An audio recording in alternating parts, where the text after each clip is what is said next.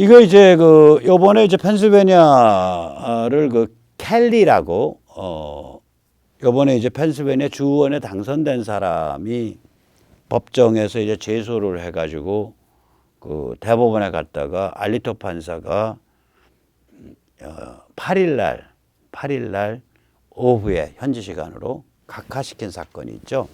그게 뭐 패소냐 아니냐 가지고 말이 많은데 저는 일단 뭐 각하 패소라고 봅니다. 일단은 왜냐면 그 펜실베니아의 그 주에서 그 신청한 게 뭐냐면 대법원이 빨리 끼어들어서 펜실베니아 주가 지금 민주당이 이긴 걸로 해가지고 선출인단을 확정시키는 것을 대법원이 빨리 개입해서 막아달라. 이게 이제 그거예요. 막아줘야 되는 이유는 뭐냐면 얘들이 펜실베니아 주 헌법과 상충이 되는 선거법을 만들었다. 액트 77이라고 77조 법안을 만들어서 원래 헌법에는 특정한 엄격한 사유가 있는 사람만 우편 투표를 하게 돼 있는데 이 법안을 만들어서 아무나 우편 투표하게 만들었다. 그래서 펜실베니아 100몇십만 표에 이르는 이 아무나에 해당하는 사람들, 특정한 사유가 없는 우편 투표자들을 전부 저거 시켜야 된다. 무자격화 시켜야 된다. 참고로 조금 전에 텍사스는 아마 이거는 액트 77은 아예 거론도 안 했을 거예요. 제가 지금 그것까지는 정확히 기억이 안 나는데 저도 정신없이 봐서. 오히려 텍사스에서 요번에 그 연방 대법원에 한 건 액트 77이 펜실베니아 주헌법과 충돌하냐 안 하냐는 얘기를 안 하고 너희가 정한 내부 원래 액트 77이 법을 요만큼 거쳤으면 그 바깥에 여러 가지 법들이 있을 거 아니야. 이거랑도 다 충돌 난다는 거예요, 지금. 너희 해놓은 게. 아무튼 간에 켈리라는 이 펜실베니아 주 의원이 이제 주동이 돼가지고 이걸 올렸는데 이게 아까 말씀드린 그런 문제가 있다고 이게. 자, 하나의 주 안에서 자기 주가 정한 법이 주가 정해놓은 헌법과 충돌해서 나온 문제예요. 이걸 연방 대법원이 끼어들어야 되냐. 그 연방의 원칙이 뭐냐. 이거 때문에 연방 대법원이 이게 발길이 잡히는 거라고요. 그래서 이게 무슨 문제가 되냐면은 이거를 딱 노리고 이 민주당 바이든 측의 답변이 뭐였냐면 이 사건에 대한 답변이 크게 세 가지 논점입니다. 제가 공부 많이 했어요. 논점 하나는 뭐냐면 법원이 연방 대법원이 주의 대통령 선출인단 선거에 간섭하면 판도라 상자가 열리는 거다. 연방 대법원이 그런 것까지 주 하나하나에 전부 대통령 선거를 다 간섭하면 나중에 연방 대법원이 대통령을 정하게 되는 거 아니냐 이 소리예요.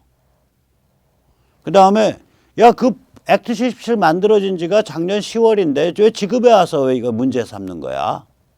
일찌감치 문제 삼았어야지 문제 삼으려면. 그건 맞긴 맞는 말이에요. 그동안에 법정 투쟁이 있었지만 이렇게 본격적이진 않았어요. 그 다음에 세 번째 뭐냐면 특히 지금은 폭발적으로 부정선거 시비가 붙어 있는데 여기에 연방 대법원이 끼어들래 너희? 이렇게 된 거예요. 그러니까 연방 대법원을 딱 발을 묶어버린 거라고요. 이게 협박해서. 즉 다시 말하자면 연방 대법원 입장에서는 이 연방의 기본 원칙을 고려를 했을 때 분명히 펜실베니아 저거 선거 문제 있는데 지들끼리 그렇게 정했다고 하니까 이거를 니들 잘못 정한 거야 임마 하고 두들기고서 그걸 바로잡기가 좀 곤란한 그런 면이 있어요. 특히 이게 펜실베니아 주의원, 펜실베니아 사람이 제소한 거잖아요. 원래는 펜실베니아 주의원, 펜실베니아 사람이 펜실베니아 안에서 이 문제는 끝내야 될 문제예요, 사실은. 원래는. 이게 굉장히 큰 문제인데 이런 문제를 연방대법원이 책임지고 해야 돼. 이게 굉장히 부담스러운 측면이 있었을 거예요. 그래서 요번에 텍사스 이 제소가 더 빛을 발하는 거죠. 텍사스 제소는 뭐냐면 주 안의 문제가 아니란 말이에요. 연방대법원 보고 와서 판단해 달라는 게 주 안의 문제가 아니라 대통령 선거에 관해서 주가 연방헌법 어기고 자기들 법 어기고 개판을 쳐놨는데 4개 주가 그렇게 연방헌법 어기고 자기 주 어기고 개판 쳐놨다. 근데 그 개판으로 우리 주까지 피해를 보게 생겼다. 쟤들 연방에 그 선출인단을 보낼 자격이 없는 애들이야. 꼭 보내려면 헌법이 원래 하듯이 옛날에는 선출인단이 아니 저기 그 주의회가 다 했어요. 옛날에는 상원원 선거도 없었어요. 미국이 주의회에서 상원원을 간선했었습니다. 헌법이 하듯이 아니 헌법에 정해져 있듯이 주의회에서 선출인단 그냥 지명해서 보내 이렇게 된 거예요 이게. 그거를 얘기하고 있는 거예요. 자 그러면은 연방 대법원의 관점에서 보면 펜실베니아 사람들끼리 지지고 못 가서 우리 주의 선거가 제대로 됐습니다. 안 됐습니다. 부정이 있었습니다. 없었습니다. 이걸 갖고 연방 대법원에 와서 판정해 주시옵소서. 이 경우가 개입하기가 쉽냐? 아니면 주들끼리 싸움이 붙어갖고 연방 대법원에 와갖고 야 쟤들이 지금 내부가 문란한 건 당신도 알잖아. 내부 문란해가지고 우리가 지금 죄송합니다. 우리가 똥물 뒤집어 쓰게 돼 있으니까 쟤들 똥물 안 튀게 쟤들 주의회에서 선출인단 직접 그냥 지명하게 만들어 주세요라고 문제를 갖고 온 것 중에 연방 대법원이 개입하기가 어느 게 편하냐 이거예요. 당연히 주끼리 전쟁 붙었을 때, 주와 주가 전쟁 붙었을 때가 개입해가 좋죠. 왜냐하면 이거는 주와 주가 전쟁 붙었다는 건 이 대포랑 총으로 안 쐈을 뿐이지 남북 전쟁 시즌 2가 벌어진 거를 의미합니다. 이게. 자, 그래서 이거를 간단하게 이제 정리를 해보면 이게 주가 주를 공격한 케이스인데 이제 공격받은 데는 이제 조지아, 펜실베니아, 미시간, 위스콘신. 그래서 전체 이게 36에 52에 62석이죠. 선출인단으로. 그리고 이걸 공격한 데는 텍사스가 주동이 됐고 루지아나, 알리바마, 플로리다, 켄터키, 미시시피, 사우스캐롤라이나, 사우스다코타, 아칸소 이렇게 텍사스 플러스 8개입니다. 아마 더 늘을 것 같아요. 점점 더 늘고 있다고 그러더라고요. 남북전쟁 시즌2예요. 주와 주가. 근데 펜실베니아 내부가 또 부글부글하고 있고 이거 부정이다. 위스콘신 내부가 부글거리니까 이거는 싸움이 안 되겠죠. 이제 연방대법원에 패가 넘어간 겁니다. 잠깐 여기서 다른 주들이 이 4개 주를 어떻게 보고 있나. 알리바마 검찰총장의 경문을 읽어드리겠습니다. 참 잘 쓴 문장이에요. 문장 몇 개 안 됩니다. 한 6, 7개 문장 몇 개 안 되는데 거의 직역이거든요. 한번 들어보세요. 텍사스가 대선에서 이상야릇한 투표가 이루어진 4개 주를 연방대법에 제소했다. 텍사스의 요청에 대해 연방대법이 신속하게 결정할 것으로 보인다. 연방대법이 어떻게 결정하냐에 따라 우리 알리바마는 공명선거를 위해 어떻게 싸워나갈 것인가 정하게 될 것이다. 이 문장 좋죠? 이 문장 한번 보세요. That decision, 이건 연방대법원의 결정이에요. Will instruct me, 우리에게 가르쳐 줄 거다. As to, 무엇에 대해서. How the state of Alabama will proceed in our fight to ensure election integrity. 공명선거를 위해서 우리가 앞으로 어떻게 싸워나가야 할지를 연방대법원의 결정을 보고 정하겠다. 이 소리예요 이게. 살벌합니다. 자, 계속 읽을게요. 제소된 4개 주에서 일어난 반헌법적인 부정선거는 해당 주의 사람들에게만 영향 미치는 것이 아니라 미국 전체에 영향을 끼친다. 불법 투표가 계산되고 합법 투표가 계산 누락될 때마다 시민의 신성한 투표권은 비천해진다. 우리 알라바마는 이 같은 시민 권리 침해에 대해 모든 합법적 조치를 계속 취해 나갈 것이다. 우리가 가지고 있는 시민으로서의 권리가 또한 우리의 공화국이 우리의 이 같은 행동을 요구하고 있다. 저는 죄송합니다. 어떤 우리 우파 이른바 보수단체가 제가 쓴 글까지 포함해서 모든 경문도 이 경문의 그 컴팩트함, 그러니까 짧으면서도 선이 굵은 이런 격조가 있는 걸 제가 본 적이 없어요. 제 글까지 포함해서. 제 글도 장황하게 늘어지거든요. 비교적 경문 쓸 때는 상당히 선동적이 되는데도 그래요. 보세요. 이 마지막 센턴스 같은 경우에 세 번째, 네 번째 센턴스요. 읽어드릴게요.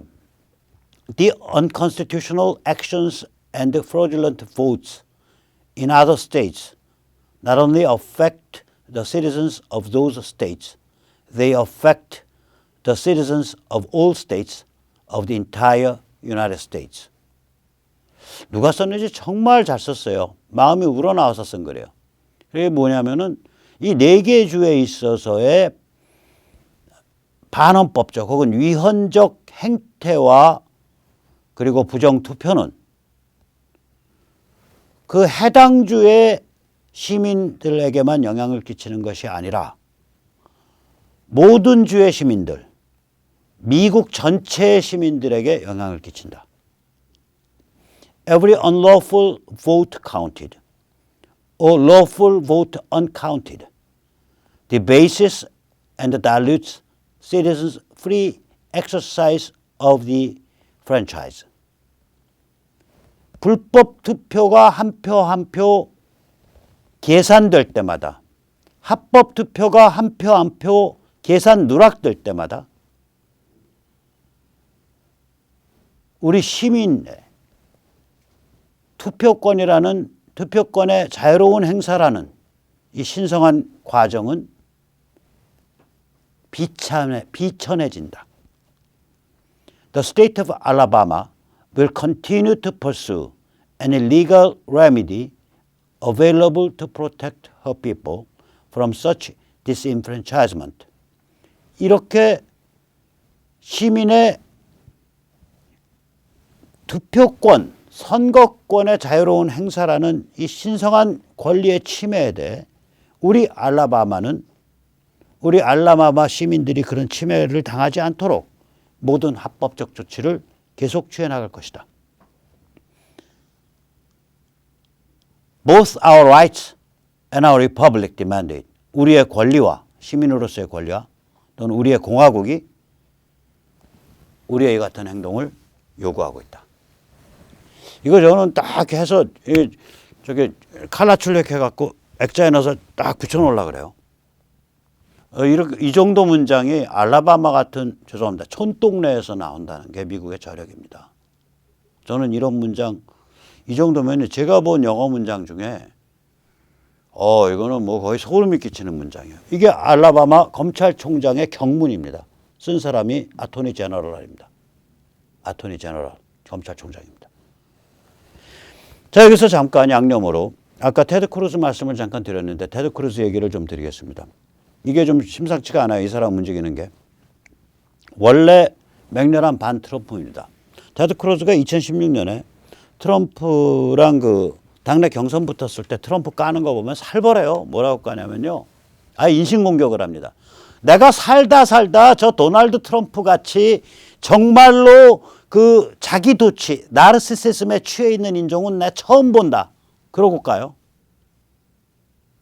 트럼프가 전형적인 뉴요커에서 내가 뭐 했습니다 해서 자기 PR이 무지하게 강한 사람 아니에요. 연설할 때도 계속해서 저는 미국에서 가장 위대한 대통령 중에 한 사람이고 저는 미국 역사에서 가장 큰 규모의 세금 감세 조치를 취했고 저는 미국 역사에서 가장 큰 규모로 규제 해제를 시켰고 뭐 계속해서 자기 PR이 강한데 이게 전형적인 뉴요커들이 그렇다 그러더라고요. 뉴욕 그 오리지널 사람들이. 그러니까 이 테드 크루즈 이 텍사스 촌동네 출신 이 사람은 구역질 나겠죠. 그러니까 자기 구역질 그냥 표현해 버리더라고요. 이 사람 굉장히 근데 저기 엘리트 코스 달린 사람이에요. 하버드 법대 출신이고요. 텍사스 연방 상원의원이죠. 전 대법원장 아래 연방 상원의원 되기 전에 젊었을 때 연구원을 했었습니다. 지금 대법원장 말고 전 대법원장 아래서. 변호사 시절에 이 사람 변호사 날리던 변호사입니다. 연방법원까지 사건 끌고 올라간 사건을 전국에서 제일 많이 가진 변호사 중에 하나예요. 연방법원까지 사건 9개를 끌고 올라가서 그중에 5개를 승소한 사람입니다. 이번 대선 부정 투쟁에서 공명선거를 위한 투쟁에서 무지하게 잘 싸워왔어요. 우리한테 잘 안 알려져 있지만 이 부정투표 문제가 아니고 미시간 선거법 관련해서 지금 굉장히 중요한 요소를 가지고 연방법원에 이제 그 미시간 검찰총장이 아마 공화당계인 것 같아요. 이게 그 집어넣은 그 소송이 있습니다. 그 소송과 관련해서 그 연방대법원 사건과 관련해서 동료 상원의원 10명과 함께 응원 청원을 했어요. 이거를 저도 뭐 잘 모르지만 아미치 쿠리에라고 부르는 모양이에요. 아미치 쿠리에. 그러니까 그런 응원 청원이에요. 그러니까 직접적인 당사자는 아닌데 사회적으로 영향력 있는 사람들이 이제 법원에 내주는 호소문이죠. 근데 여기에 테드 크루즈가 모아온 사람들의 그 상원들의 리스트를 보면 상원 의원장인 그 미치 매커널이 있고요.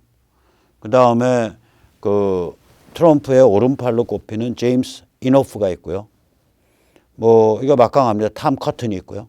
그러니까 이런 쟁쟁한 상원원들 10명을 모아가지고 대법원에 이 사건 잘 봐주세요라고 응원 청원을 낸 사람이에요.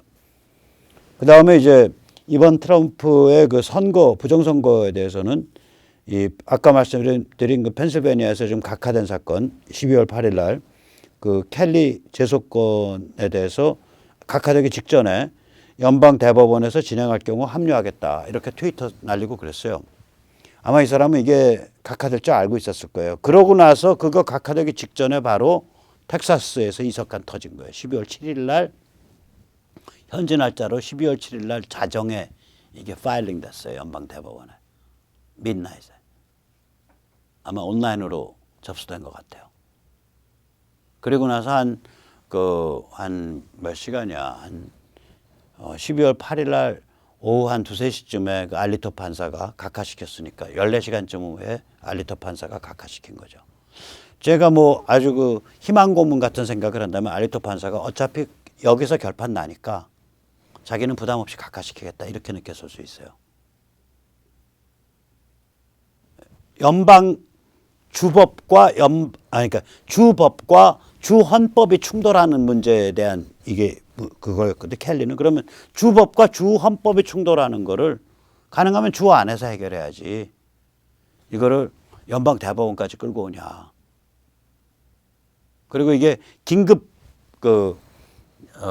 조치, 그러니까 우리 말하는 긴급 가처분을 내달라는 거예요.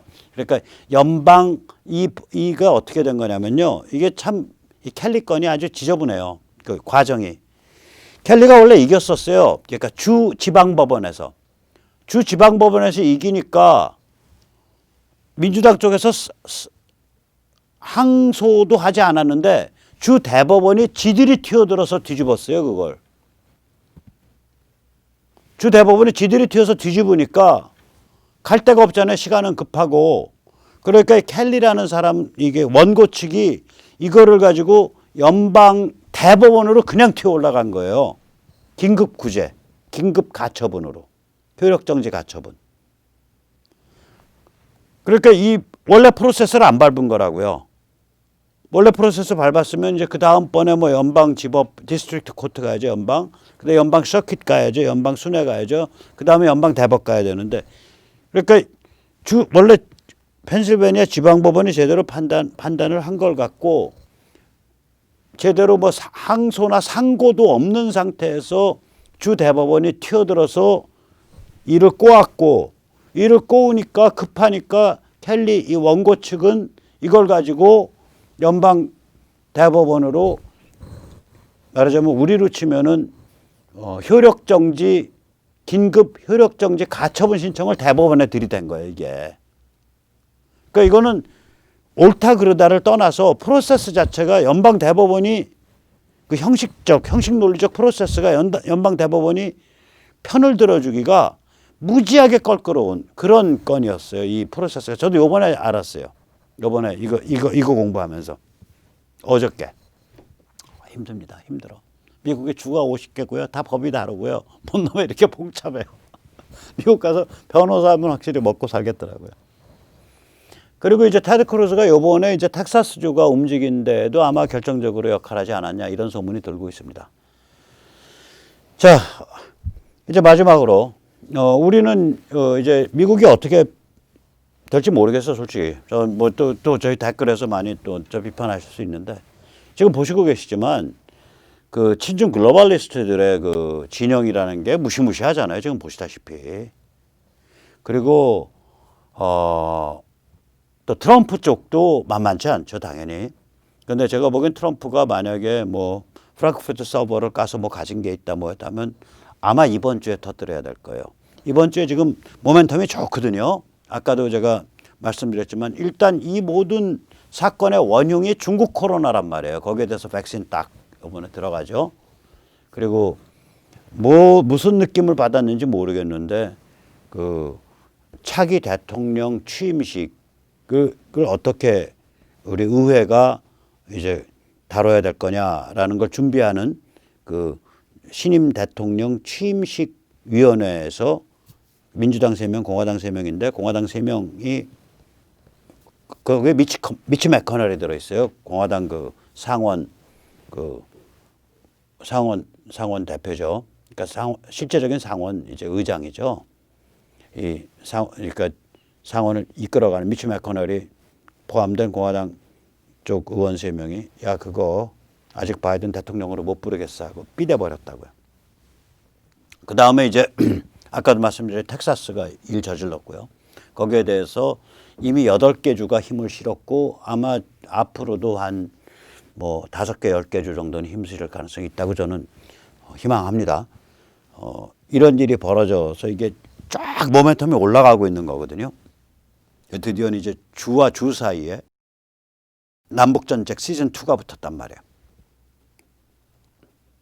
그래서 이런 상태에서 트럼프가 만약에 히든카드가 있다, 빅카드가 있다 그러면 지금 내놓는 게 맞겠죠.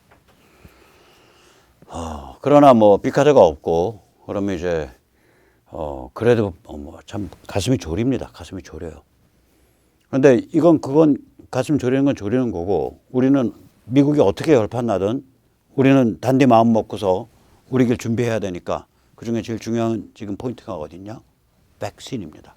제가 어저께도 말씀드렸지만 이 화이자 모더나 첨단 백신은 영국 미국에서 접종 시작했다고 보시면 됩니다. 뭐 오늘은 미국 시작 안 한 상태죠. 뭐 2, 3일 후면 접종 시작하는 거예요. 이미 그 접종에 대비한 대통령 행정명령이 어저께 서명이 됐으니까 접종 시작으로 간주할 수 있고요. 일본, 대만도 2021년 1, 2월에는 접종 시작하지 않을까 그렇게 예측됩니다. 이건 예측입니다. 왜 그러냐? 일본, 대만이 여름에 입도 선매 돈을 질렀거든요. 물건 받겠죠. 이 트럼프가 미국인 먼저 원칙을 했더라도 2가지 빠져나갈 구멍이 있을 거예요. 하나는 먼저 돈 지른 데는 어느 정도 물량 풀어라라고 오케이를 할 거라고요. 2번째는 미국인 먼저라는 게 미국인 뭐 3억 명, 뭐 2억 5천만 명 다 맞은 다음에 미국 사람들은 안 맞겠다는 사람들도 수두룩해요. 거기도 한 절반은 안 맞아요. 그럼 맞을 사람의 총수가 한 1억 한 6, 7천만 명에 끝나요. 근데 그 중에 급한데 한 많이 잡으면 1억 명, 적게 잡으면 한 5천만 명 맞고 나서는 그 다음부터 물량 풀 거라고요. 그리고 미국에 더 맞겠다 그러면 저거 뭐냐면 미국이 먼저 자기들이 이제 몇억 병씩 받기로 했으니까 자기들이 먼저 요구하면은 빼주는 우선권을 얘기하는 거지. 미국이 한 명도 남김없이 다 맞은 다음에 그 다음에 밖으로 나갈 수 있다. 이런 무식한 얘기는 아닐 거라고요. 정책이 그렇게 무식하게는 안 펼쳐져요. 저런 게. 그랬다가 욕 바가지로 먹죠. 그 얘기는 무슨 얘기냐면 파이자 모더나가 이미 일찌감치 입도 선매한 데들은 물량을 빼줄 수 있다고요. 한 1천만 명분, 2천만 명분. 그럼 일본 같은 경우도 거의 1억 한 3, 4천 인구 되려나? 그러면 거기 이제 한 4, 5천만 맞으면 되는데 그러면 집단 면역 형성돼 버리거든요. 30%, 33% 이렇게 보면 되니까. 그런데 4천만, 5천만 맞으면 될 거예요.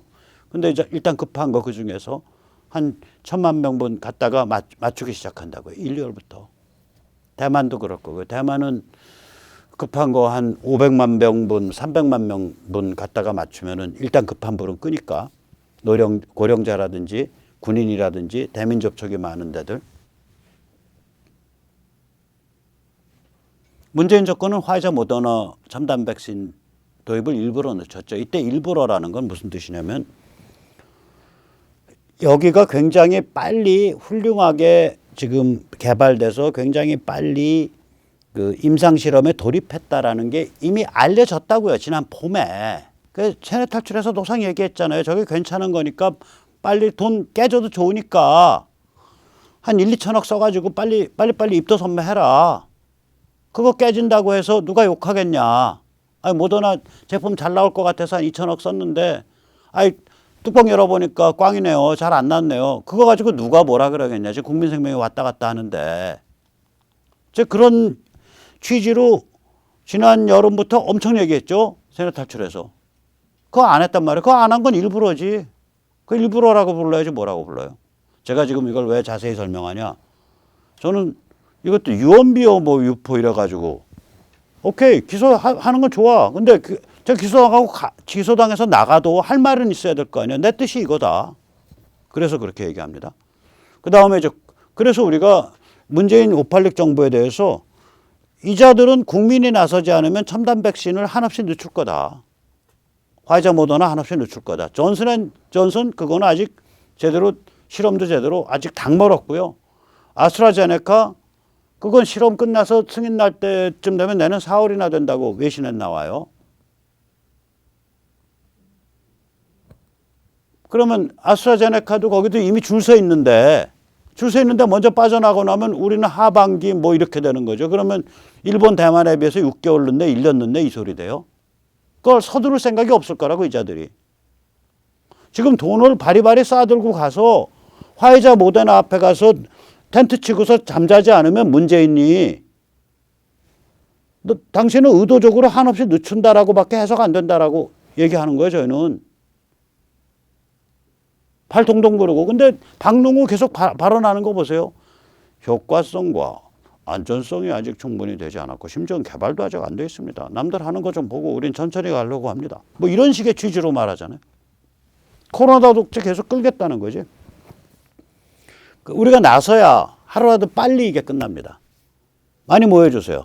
진짜로 옆에 많이 전해주세요. 우리가 나서지 않으면 이거 경제 다 망하고요. 사람들 다 피폐해지고 난리 납니다. 서명으로 뭉쳐서 싸웁시다. www.lisol.kr/s1입니다. 자, 그리고 이제 국자연 리솔에서 그 연락망을 짜는데 저희가 특별한 기술을 갖고 있어요. 그래서 핸드폰들을 이용해서 이렇게 합법적입니다. 대포폰 안 씁니다. 짜는데 그때 공기계가 필요합니다. 안드로이드 공기계. 집에서 혹시 굴러다니는 게 있으면 귀찮으시겠지만 챙겨서 택배비 들여서 보내주세요. 서울시 종로구 3복로 57 호수빌딩 9층 V63입니다. 오늘도 공기계 가서 찾아오니까 이만큼 찾았습니다. 이만큼이라고 말씀드릴게요. 감사합니다. 오늘 여기까지 모시겠습니다.